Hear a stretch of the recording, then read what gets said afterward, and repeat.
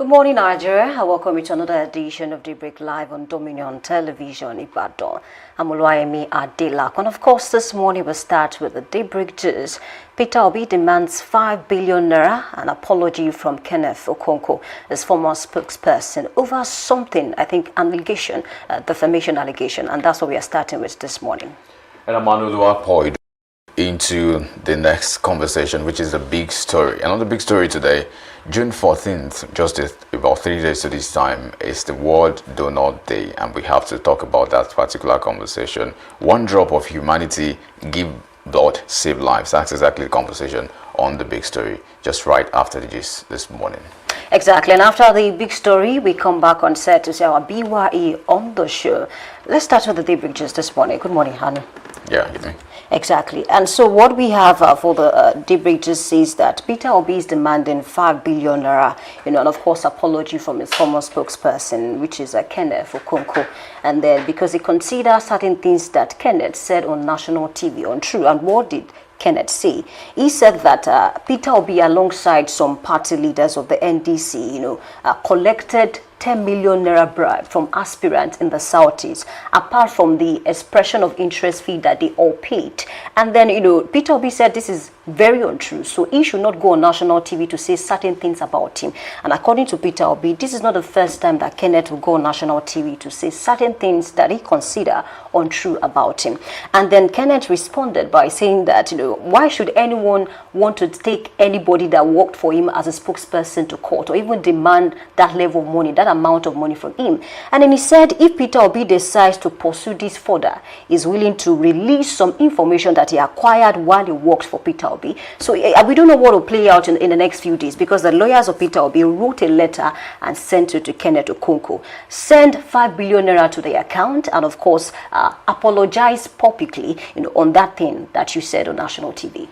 Oh, well, I think the first time I heard Okonkwo speak to this issue on national television, I think the first few questions that came to mind was, well, who else is maybe credible to say this kind of things, if not someone as close to you as your former spokesperson? So I think that's even where the conversation gets serious, because if it was just any other person, you could have dismissed that conversation to say there's no point. But because it was coming from Kenneth, everybody tends to like, oh yeah, so what's Kenneth saying this time around? But I think it's not the first time we're hearing something about Peter Obi. And I'm not saying, I know a lot of persons who are obedient and who follow the movement who don't want to, pitch their tent where Peter Obi is always trying to, throw their weight around him to say, yeah, he's a good person. But I tell you for a fact, I'm not sure there's one person that is perfect in this life. And that's very true. So in everybody, no matter how perfect you seem to people, there will always be some iota of imperfection, because that's the way we should be. We are humans. We should be liable and be prone, sometimes susceptible to errors and all of this kind of thing. So is it possible that that allegation could have had a pinch of truth? Maybe, until proven by the court, but if they actually proceed to the court and to probably slug it out right there. But what I'm trying to say is that nobody should see Peter Obi as a saint. It's not an angel. For all I care, he eats Indomie, he eats jollof rice. It's just as a human as everybody. So he could just have made something that might not be actually right. He could have done something in the past that is liable to be maybe not criminal. I don't like the words. I think that was the issue I have with what Kenneth was saying. Kenneth was using some heavy words that was not supposed to be. People have said there's a way to call a stupid man without saying he's stupid. There's a way to go about your words without offending the person intentionally. But I'm just trying to say, nobody should now say, oh yeah, Peter Obi is a saint, so he must not have done that in that way. I mean, they are politicians. If you know what politicians do, you probably would not even want to put your life on the line for any of them to say, yeah, this person is so loyal, this person is a faithful person. I'm sorry. They are humans. They are like, just the same way you've messed up, they mess up too. So I don't want to say the claims of Kenneth was wrong. Well, there could have been a way. Maybe he could have been wrong too. He might not have gotten his facts correctly. But one of the things he said was that this was not just Peter Obi. This was the party, Peter Obi conniving with the party and some members in the party to do this. So there's even a particular claim that I said, oh yeah, some people were claiming there is an extortion kind of process in the NDC. So that's also a conversation why that people that could have been real to say. But we understand that the little things we see on screen is not all there is to it, especially when it comes to politics. It's a lot different. So you can't say until you are in the system, you won't know how. I don't want to say how corrupt some people are, because that's the truth. If you do politics to a certain extent in Nigeria, the way they do it, I'm afraid you might also be culpable in some way. So I'm not saying what Kenneth said was right, but I'm saying that I'm even hoping that they go to court and let's see if a spokesperson. That's what will end the whole matter, exactly. Because part of what I read in the story says that if a Kenneth Okonkwo fails to pay 5 billion naira, they will seek a redress in court. Exactly. Peter Obi will seek a redress in court. And then Kenneth is saying if Peter Obi should seek a redress in court, is willing to expose him. I mean, that was what he said. So good luck to both of them. Because even just like you said, some Nigerians are divided over this matter. Some are saying, why should Peter Obi waste his time on someone like Kenneth Okonkwo? Because, ordinarily, Kenneth is someone that defended Peter Obi severally before the 2023 general elections. He defended him, and this same person is going on national TV to say all the things about him. So I believe it's something they can even settle out of court. But if they want to go to court to settle it, I mean, why not, basically? I think it's a fine place to leave that discussion this morning. Thank you for being a part of this segment. We take a short break, and when we come back, we move on to the big story. Please stay with us. We'll be right back.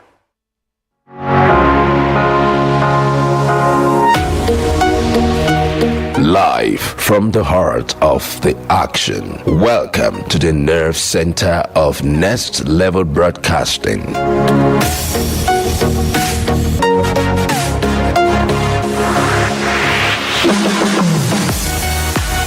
This is the OB van, where the studio meets the street. Equipped with cutting-edge cameras, crystal clear audio, real-time switching, and broadcast control, we don't just capture moments, we deliver the experience live.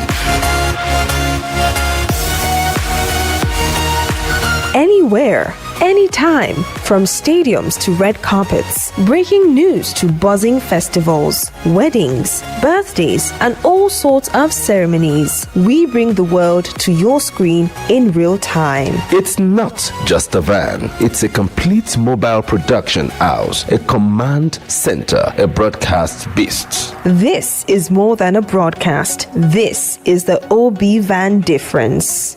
Live, loud, limitless.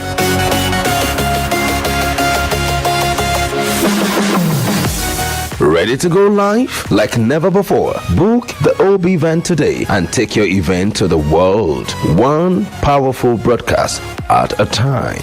To book, call 0705 506 1061 or 0916 101 1061. Email marketing@dominion.org.ng or visit our socials on Instagram @Dominion Broadcast. Dominion Broadcast, your channel of choice.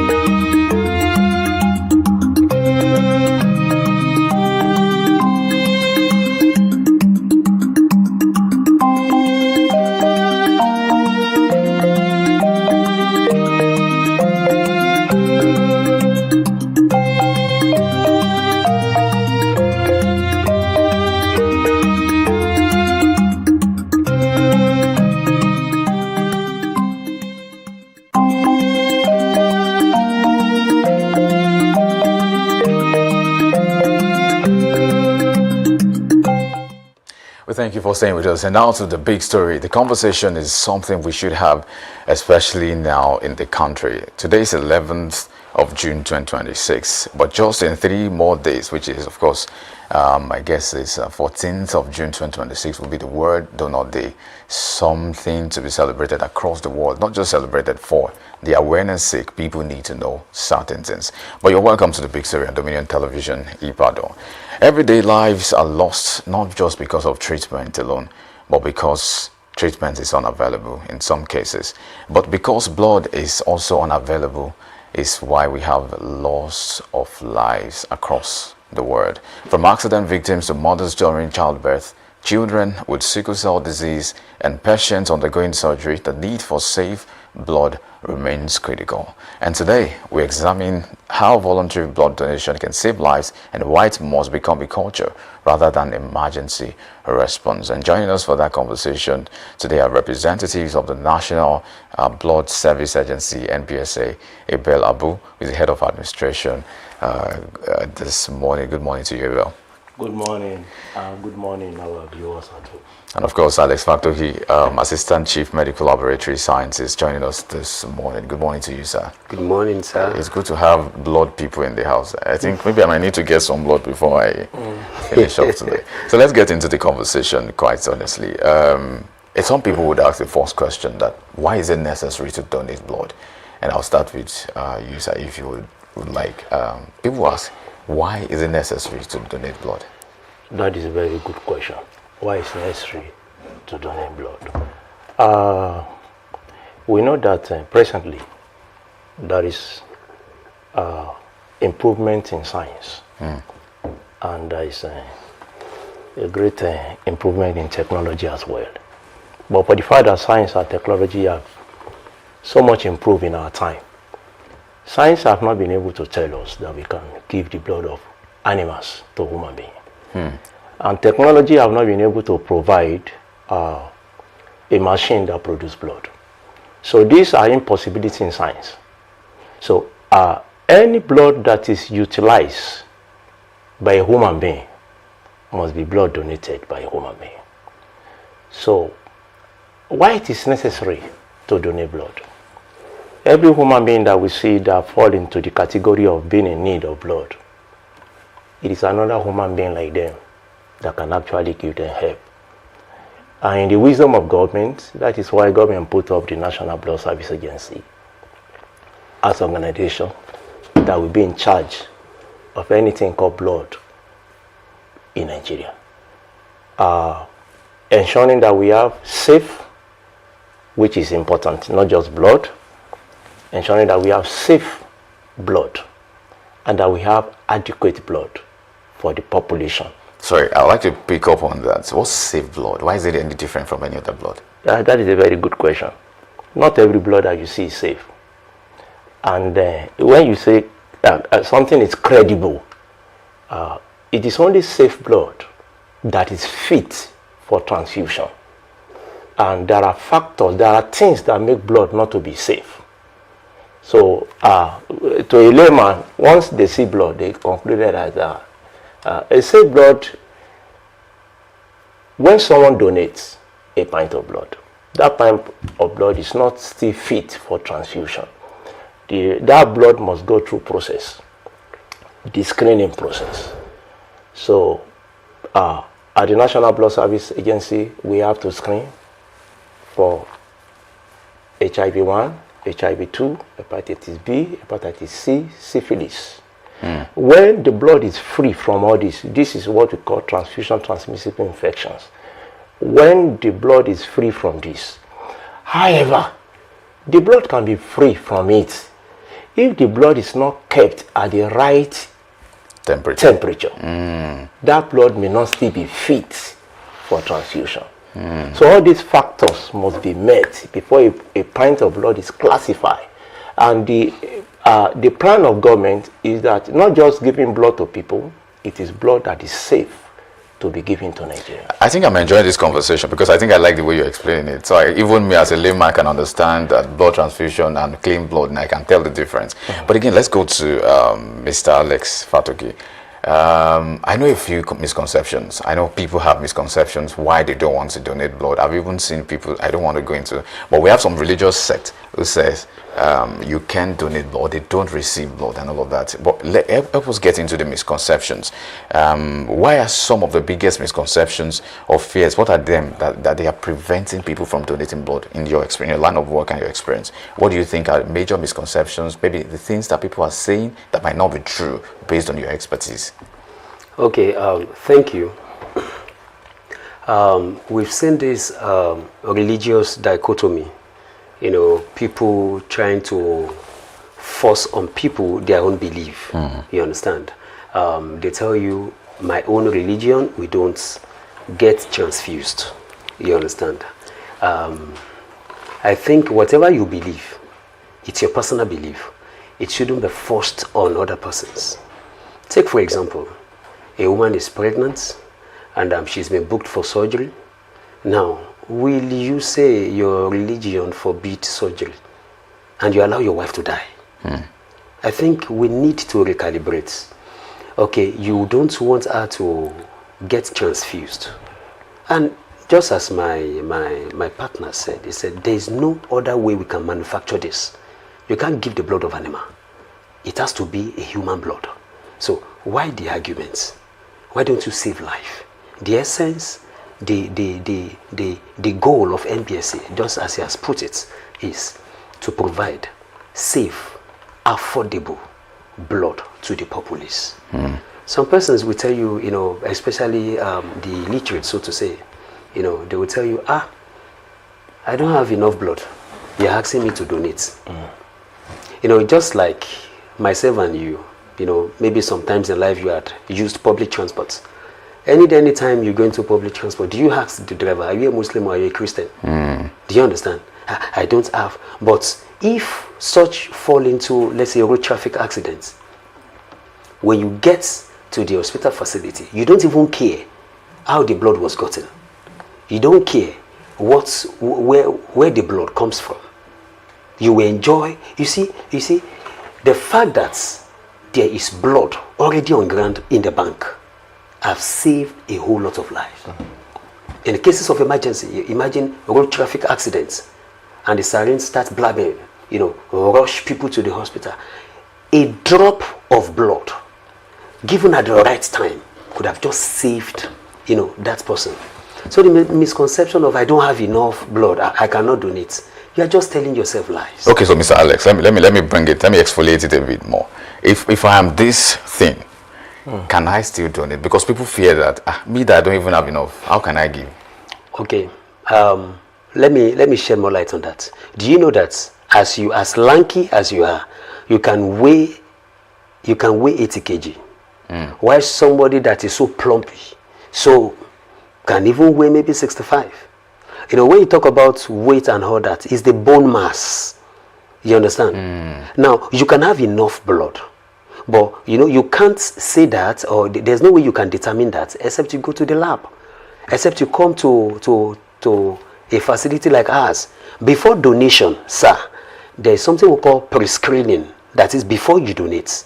There's something we call pre-screening. So you are expected, or the personnel on ground will do what we call hemoglobin counts. That is, they want to measure your blood volume. Is it enough for you? Let alone donating to save another life. Of course, we are not going to put your life in jeopardy. You know, to draw blood from you and you faint immediately. No, you know, you're trying to save life, then you shouldn't also be affected. So it's not about how big, how small, how tall, how short someone, you know, is. Do you understand? All right. So there's what we call pre-screening. Of course, there are so many things they will check. What is your weight? Because for a prospective blood donor, you should weigh nothing less than 50 kg. As a person, an adult? Yes, as an adult. You should weigh nothing less than 50 kg. So if you are less, you would not be allowed to donate? No. For a prospective blood donor, you should be from 18 years and above. For a prospective blood donor, we should check your blood volume. Is it sufficient for you? We have a benchmark of 2.5 grams per day. So, you know, there's an order. We don't just pick people randomly hand. You understand? Because the chief aim is to save life, to get something of quality, something quality from you, All right. then we transfuse or we give to people in need. Mr. Abel, I'll come back to you now, and this is the question to you. After people donate blood, walk us through the process. If I donate, how do you, as NSBA, NBSA, sorry, how do you ensure the safety of the blood? Because I know it's not just hospitals or medical science that needs blood. I don't know if you know that some fetish people also require, because it's going to be a conversation. That is true. How do you ensure? Because we know some practices, even some doctors are shady. In some, we've seen stories of doctors using people's body parts for stuff and all of that. So how do you ensure that my blood is safe with you, Mr. Abel? Okay. I will come to your question. Okay. The government had a plan. The government set up National Blood Service because this question you asked me, the government too must have heard about all these practices, and the policy of government is to solve a problem. Now the government put up National Blood Service Agency together to handle the issue of blood. Like I said, safe blood for Nigerians. Now, this safe blood, it didn't start from the screening. Safe blood itself starts from donor selection. Do you understand? All right. Now, donor selection, somebody that lives healthy, somebody that have a healthy lifestyle. So, from the donor selection, if the blood is collected, that blood that is collected, like I said before, it is what you classify to be a raw data because it has not been processed. Now, when the blood comes into our facility, the screening is carried out on the blood.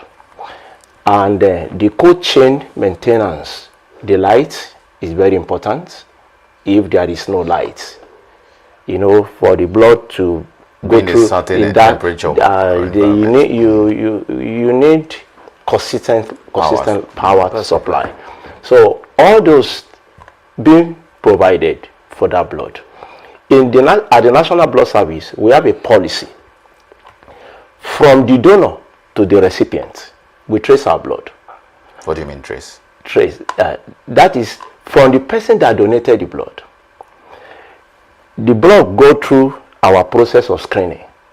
The hospital that assess the blood, the doctor that transfuse the blood, and the patient that utilize the blood. So we trace, because every blood that comes from National Blood Service have a stamp of National Blood Service, and every blood have a barcode number. So they are tagged. They are tagged. We trace our blood. So that I don't give O positive to O No, negative. it's not. If you want to assess our blood, that is why we say even the hospital that we use the blood, the hospital that are registered with National Blood, we have their information. If they want to assess blood, the document that they will use in assessing the blood will be document from the hospital, and it carry the names of the hospital, and then the name of the reason for even transfusing, and if the person need one, it will be stated on that document that they are going to bring to us.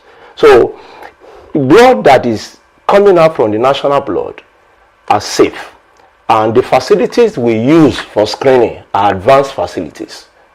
Advanced facility we can boast that can only be found in National Blood, because we have no other job. We work on blood, and if blood is not properly handled, we are expected to save life. Our expectation is to save that life needed help, and we are expected to give help, not to send the life to the grave.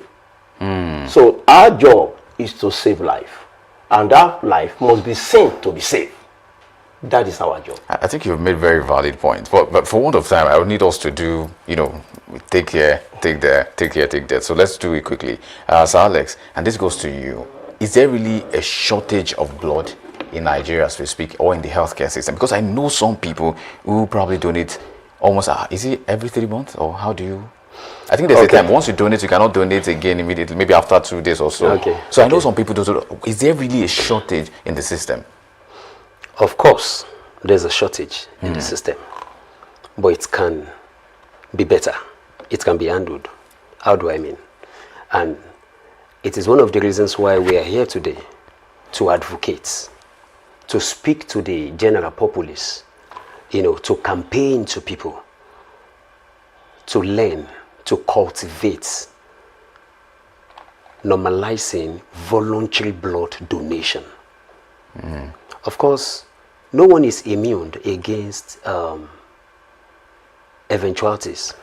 No one is immune against it. Take, for example, the Owo massacre. Take, for example, the COVID-19.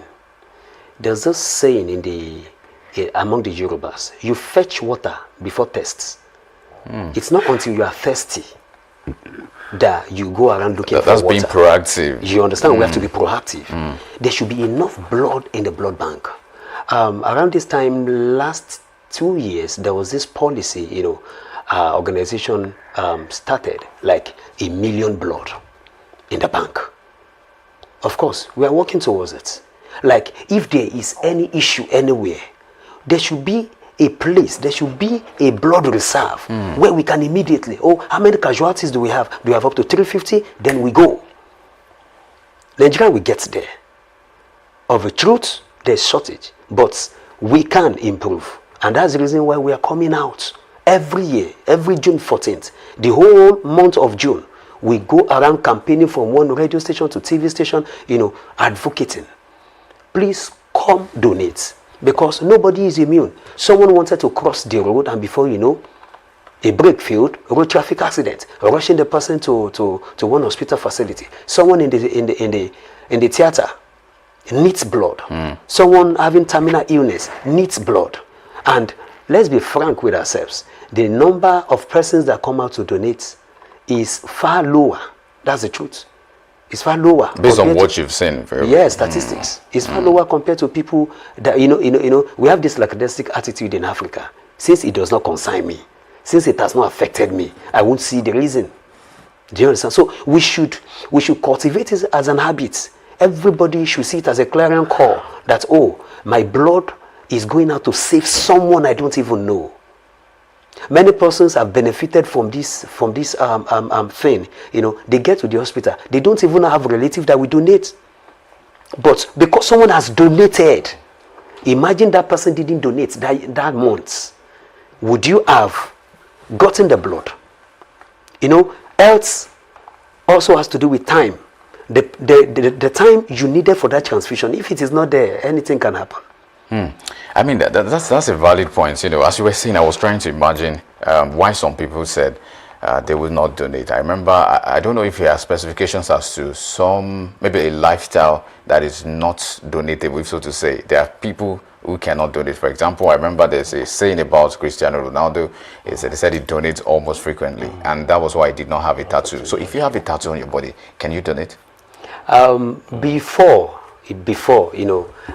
literature, first kicked against that because tattoo, we can't trust the devices that was used to you understand. And all these viruses, there's something we call window period.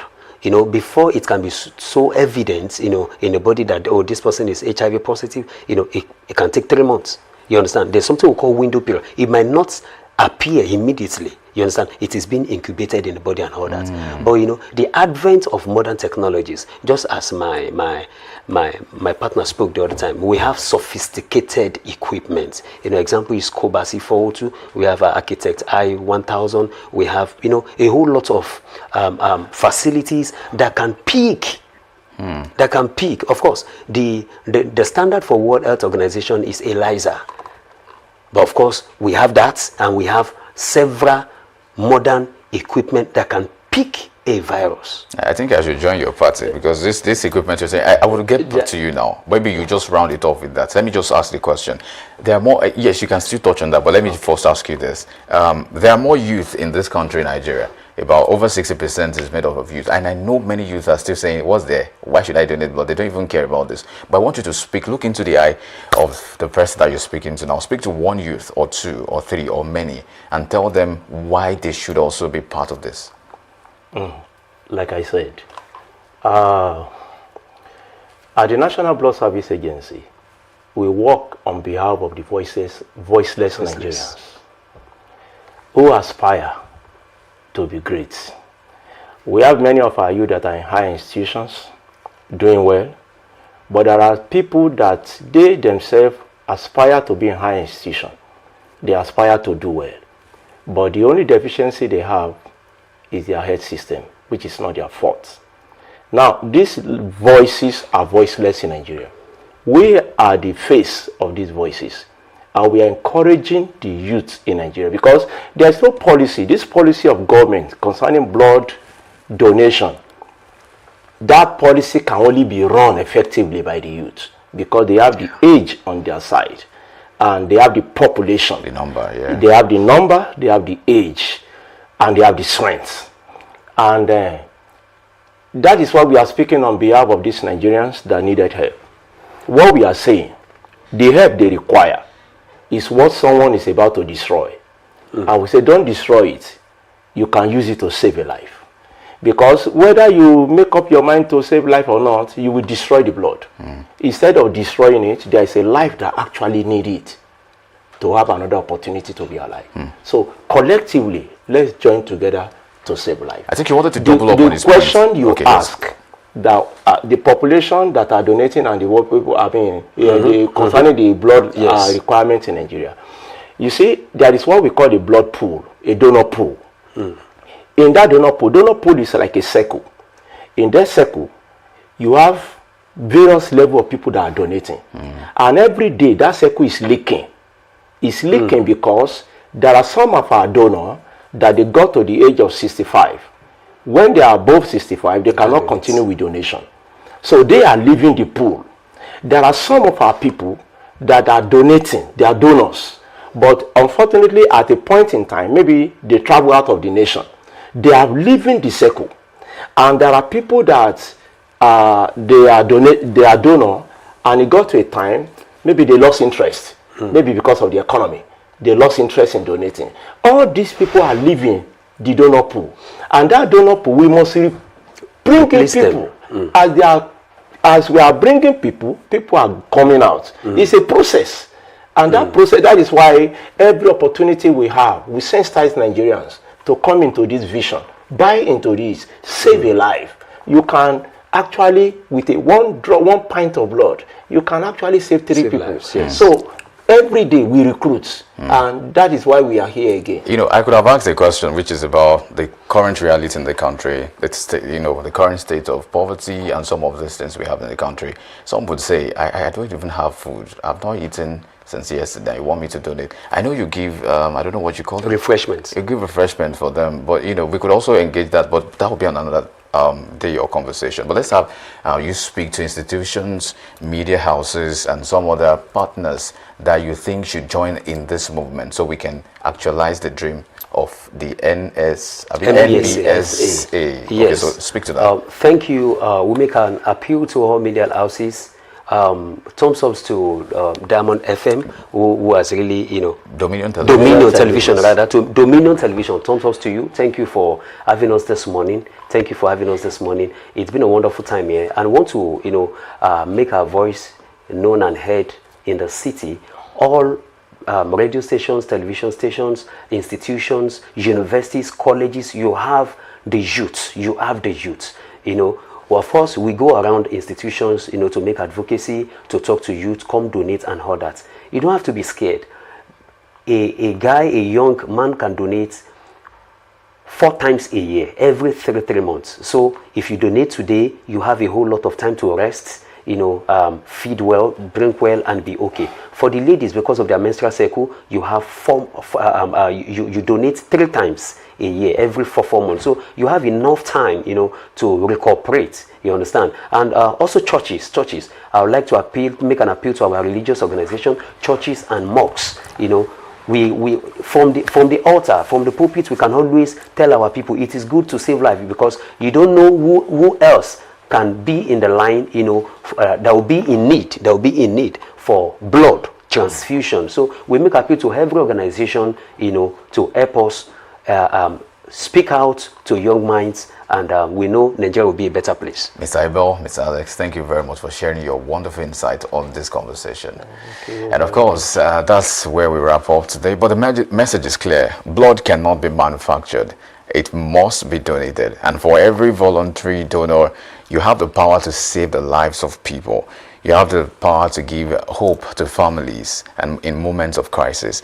And on behalf of Dominion Television, we encourage Nigerians to embrace the culture of regular blood donation, because one drop of humanity can truly save a life. Thank you for watching The Big Story. I'm Manuel Wakpo. Stay with us till we end the conversation today. And bye for now.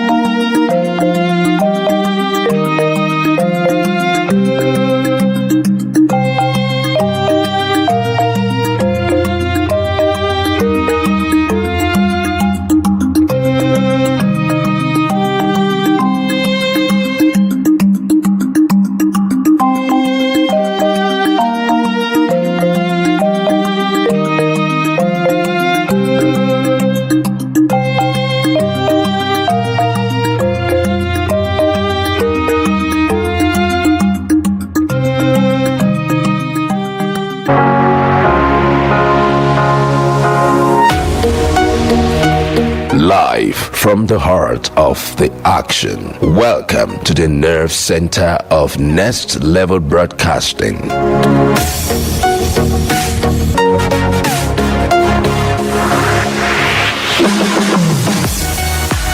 This is the OB van, where the studio meets the street. Equipped with cutting-edge cameras, crystal clear audio, real-time switching and broadcast control, we don't just capture moments, we deliver the experience live. Anywhere, anytime, from stadiums to red carpets, breaking news to buzzing festivals, weddings, birthdays, and all sorts of ceremonies. We bring the world to your screen in real time. It's not just a van, it's a complete mobile production house, a command center, a broadcast beast. This is more than a broadcast. This is the OB van difference. Live, loud, limitless.